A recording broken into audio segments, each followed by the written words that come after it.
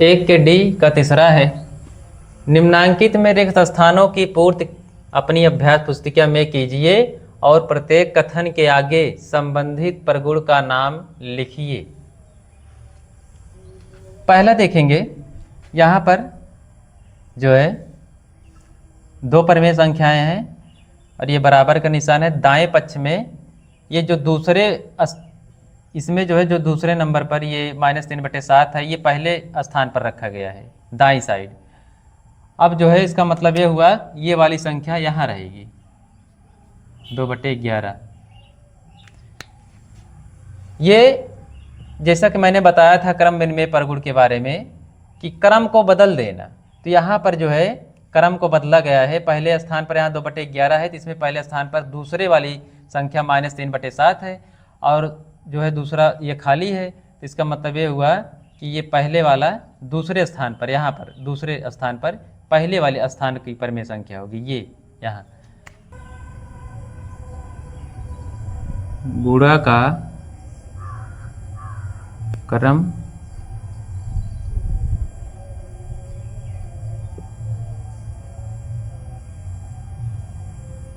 विनिमय प्रगुण, ये गुणा का क्रम विनिमय प्रगुण है। अब दूसरा देखेंगे, यहाँ पर डॉट डॉट है, ये दो परिमेय संख्याएं हैं और ये बराबर का निशान इसके दाएं पक्ष में यहाँ पर -11/3 है, फिर गुणा, फिर डॉट डॉट, फिर ब्रैकेट लगा है, यहाँ गुणा 3/-2 ब्रैकेट में है। अब यहाँ पर जो है ये 3/-2 यहाँ पर है, तीसरी परिमेय संख्या यहाँ तीसरे स्थान पर है। और यहाँ पर देखिए पहला गायब है, यहाँ डॉट डॉट है, पहला नहीं दिया गया है, यहाँ पर पहला दिया गया है ये, और यहाँ पर दूसरा नहीं दिया गया है, तो इसमें दूसरा दिया गया है। इसका मतलब ये हुआ कि -11/3 हम यहाँ रख लेंगे, -11/3 यहीं भरेंगे। उसके बाद यहाँ दूसरे स्थान पर खाली है, यहाँ दूसरे स्थान पर 2/3 है, इसका मतलब 2/3 यहाँ भरा जाएगा। अब आगे जो है लिखेंगे यहाँ पर गुणा का, ये है सहचर प्रगुण, क्योंकि यहाँ पर हम देख रहे हैं कि 3 परिमेय संख्याएं हैं। पहली 3 परिमेय संख्याओं में दूसरा और तीसरे को देखो बड़ा ब्रैकेट से घेरा गया है। अब इसमें जो है पहली और दूसरी परिमेय संख्या को बड़ा ब्रैकेट से घेरा गया है। तो इस प्रकार यहाँ पर गुणा का सहचर प्रगुण लागू होता है, गुणा का सहचर प्रगुण।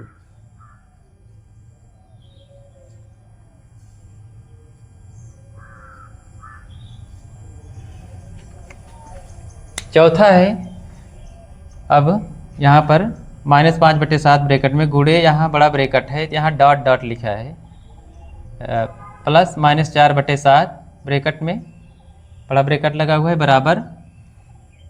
यहाँ पर हम देख रहे हैं कि -5/7 यहाँ है, यहाँ पर पहले स्थान पर -5/7 है, गुणे 2/5 और धन डॉट डॉट है, फिर जो है ये -4/7 है। तो अब जो है यहाँ पर जो ये गुणा किया गया है -5/7, तो गुणे 2/5 लिखा गया है। इसका मतलब ये हुआ कि यहाँ से इसमें गुणा हुआ है, यहाँ हम 2/5 भर लेंगे। तो जब इसमें से इसमें गुणा हुआ है, यहाँ पर गुणा हुआ है, तो इसका मतलब ये हुआ कि अब -5/7 गुणे -4/7, तो इसका मतलब ये हुआ कि ये संख्या यहाँ भरी जाएगी।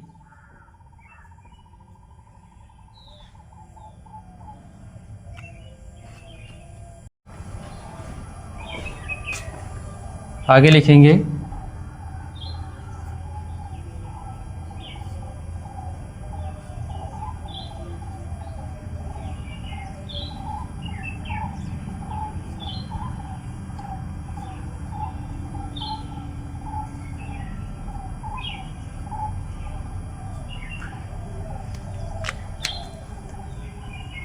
गुणा का योग पर वितरण प्रगुण। यहाँ लिखा जाएगा। चौथा है सरल कीजिए। हल करेंगे, धन गुणे ऋण बराबर ऋण 3 बटा 1 भी लगा सकते हैं, गुणे 10 बटा 9 गुणे 18 बटे -5 गुणे यहाँ ऋण ऋण को कैंसिल कर देंगे, 1 बटे 6 मिलेगा। अब आगे सरल करेंगे। अब अंश अंश का गुणा हर का गुणा करके सरल करेंगे तब भी आंसर सही आएगा। अगर यहाँ पर हम भाग दे लें, पहले भाग को दें, उसके बाद संख्याओं को काट दें भाग देकर, फिर अंश अंश का गुणा हर का गुणा करेंगे तब भी आंसर सही आएगा। तो ये ऋण ऋण कैंसिल हो जाएगा। 3 एक्के 3 3 तिहाई 9, 3 एक्के 3 3 छंग 18, 5 एक्के 5 5 दूनी 10, 6 एक्के 6 6 एक्के 6। अब यहाँ पर ऊपर इसमें -1 बचा है, 2 बचा है, 1 बचा है, 1 बचा है, तो 1 और 2 का गुणा करेंगे, 2 एक्के 2 2 एक्के 2। यहाँ पर जो है ऋण है तो ऋण लगा देंगे, बाकी यहाँ पर 1 दूनी 2 और 2 से 1 में गुणा करेंगे 2 ही प्राप्त होगा, इसलिए -2 और नीचे 1 1 है तो 1 गुणे 1 करेंगे गुणे 1 करेंगे तो 1 ही प्राप्त होगा। 1 हटा देंगे, यहाँ पर 1 से भाग देंगे तो ये -2 प्राप्त होगा। यही हमारा आंसर है, ये इसका उत्तर है। दूसरा हल करेंगे, ऋण ऋण को कैंसिल कर देंगे, यहाँ लिखेंगे 1 बटा 9 गुणे 3 बटा 20 गुणे -4, यहाँ बटा 1 लिख सकते हैं, गुणे 6 बटा -5। अब हल करेंगे, 3 एक्के 3 3 तिहाई 9, इसको ऋण ऋण कैंसिल कर देंगे नीचे नीचे, 4 एक्के 4 4 पंचे 20, आगे 3 एक्के 3 3 दूनी 6। अब भाग देकर हमने इसको संख्याओं को काट दिया है। अब यहाँ पर 1 बचा है, 1 1 2 1 1 एक्के 1 1 एक्के 1 1 दूनी 2, यहाँ पर 2 लिख लेंगे, और 1 पंचे 5 5 एक्के 5 पचवम 25। इस प्रकार हम अंश अंश का गुणा कर लिए, हर का गुणा कर लिए, काटने पर जो संख्या आई है अंश अंश का गुणा कर लेंगे, हर का गुणा कर लेंगे, तो 2 बटे 25 हमें प्राप्त होता है। यही हमारा, यहाँ डी नहीं, एक ई का सवाल है। यहाँ लिखने को मैं भूल गया था, एक ई है, एक ई का चौथा है, और इसके पहले भी जो बताया था वो भी एक ई ही था। इस प्रकार यह हमारा एक ई जो है अभ्यास समाप्त होता है।